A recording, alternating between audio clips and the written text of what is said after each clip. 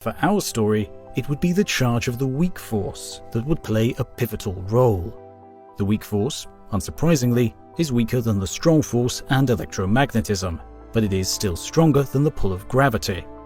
But unlike the other forces, the weak force can flip the identities of quarks and leptons through the exchange of bosons, and this means it is responsible for certain types of radioactivity. Of course, with Feynman's view of quantum interactions and the need for bosons to transmit fundamental forces, there was a need for a boson to transmit the influence of the weak force. But one of the complicating features of the weak force is that there are three force bosons that can be exchanged. These are the Z0, the W+, and the W-. The plus and minus here signifying that the W boson carries its own electric charge. And as well as this, unlike the other force bosons, the photons and gluons, the W and Z bosons have mass. Lots and lots of mass.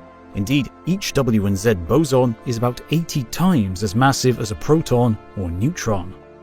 And it is this immense mass that severely impacts the influence of the weak force. While massless particles and gluons mean that electromagnetism and the strong force have infinite range, the W and Z mass ensures that the weak force can only operate over less than a millionth of a billionth of a meter. This is a result of Heisenberg's uncertainty principle, one of the central pieces of quantum theories. The energy for such a high mass must be conjured out of nothing. But because of that high mass, the amount of energy can only be borrowed for an extremely small amount of time. The amount of energy borrowed from the vacuum inversely related to the amount of time it can be borrowed for, and in this short time, the boson can only move an extremely small distance before it decays into other particles.